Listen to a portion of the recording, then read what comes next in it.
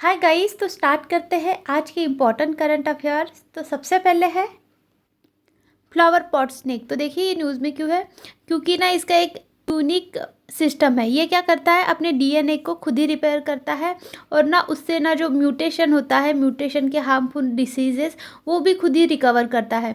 Mutation क्या होता है, किसी भी जीन में सडनली कुछ चेंजेस आ गए, कुछ चेंज अच्छे आते हैं तो कुछ चेंज बुरे आते हैं। अच्छे की इसमें एग्जाम्पल के लिए देखिए, कभी कभी किसी के ना ब्लू आइज हो जाते हैं म्यूटेशन के कारण, लेकिन कभी कभी इसके बैड इफेक्ट क्या होते हैं, कभी किसी को कुछ म्यूटेशन रिलेटेड बीमारी हो जाती है, जैसे हो गया डाउन सिंड्रोम वगैरह।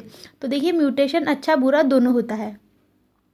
तो साइंटिस्ट ने यही अभी एनालिसिस किया है कि ये कैसे अपने डीएनए को और म्यूटेशन को खुद ही रिपेयर करता है।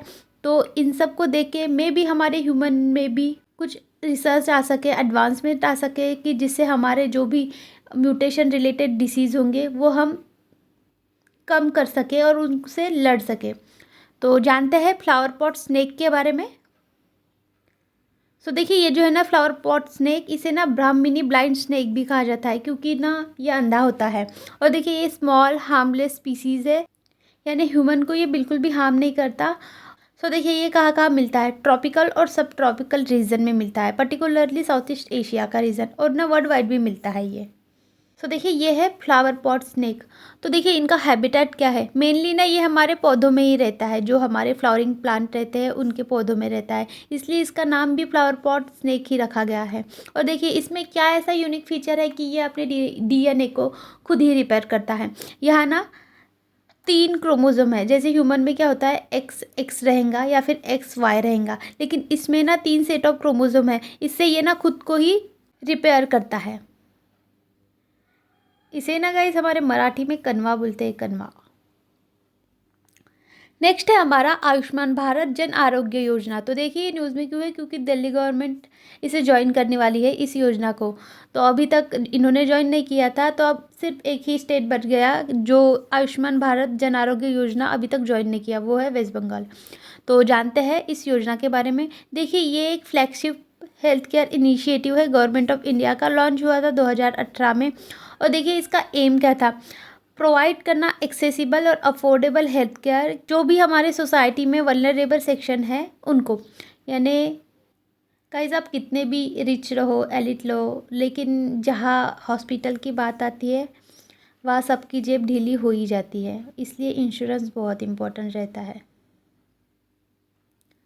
नेक्स्ट है हमारा मुकुंदरा हिल टाइगर रिजर्व। तो देखिए ये न्यूज़ में क्यों है, क्योंकि ना यह क्या हुआ था, स्टोन क्रशिंग हो रही थी, यानी पत्थर को तोड़ते हैं ना, वो हो रहा था, और उससे ही ना स्पार्क हुआ, यानी थोड़ी सी आग लगी और वो थोड़ी सी आग ही मैसिव फायर बन गई, और उससे ना ये टाइगर रिजर्व के जो भी फ्लोरा एंड फोना है वो अफेक्ट हो गए। तो जानते हैं मुकुंदरा टाइगर रिजर्व के बारे में। देखिए कोटा राजस्थान में है, और ये ना पहले के टाइम पर हंटिंग ग्राउंड हुआ करता था कोटा के महाराजा का। और देखिए यहाँ 4 रिवर बहती है, चंबल जो वेरी इंपॉर्टेंट है, फिर है काली, फिर है आहू, फिर है Ramzan. Ramzan is also river guys. तो देखिए ये पार्ट है विंध्यास रेंज का। तो देखिए ये है मैसिव फायर जो लग गई मुकुंदरा टाइगर हिल्स में। नेक्स्ट है हमारा एंटीमनी। तो देखिए ये न्यूज़ में क्यों है, क्योंकि ना इसका रिजर्व पाकिस्तान में बहुत सारा देखा गया है।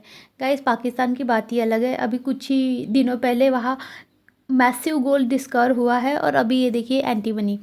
तो जानते हैं एंटीमनी के बारे में। देखिए ये एक केमिकल एलिमेंट है जिसका सिंबल Sb है और एटॉमिक नंबर 51 है।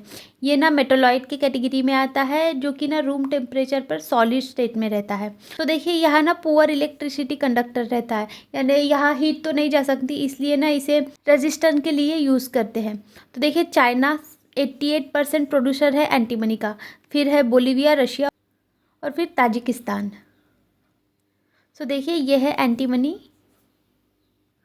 देखिए एंटीमनी के यूजेस क्या है, ये इलेक्ट्रॉनिक डिवाइस में बहुत यूज़ होता है, जैसे इंफ्रारेड डिटेक्टर में, डायोड में, और ना ये अदर मेटल में भी यूज़ होता है हार्डनेस और स्ट्रेंथ के लिए। यानी मेटल ज़्यादा लचीला होता है तो दूसरे कामों में यूज़ होता है, लेकिन वो हार्ड हो जाता है तो डायोड वगैरह बन जाती है। तो देखिए ये बैटरी में भी यूज़ होता है, और बुलेट या फिर केबल सीथिंग में भी यूज़ होता है, और जितने भी फ्लेम रिटार्डेंट मटेरियल है ना, फ्लेम रिटार्डेंट मटेरियल यानी ऐसे मटेरियल जिनको आग नहीं लगती। तो ये इसमें आते हैं पॉटरी, ग्लासेस, इनेमल, पेंट, इन सब में ये यूज़ होता है।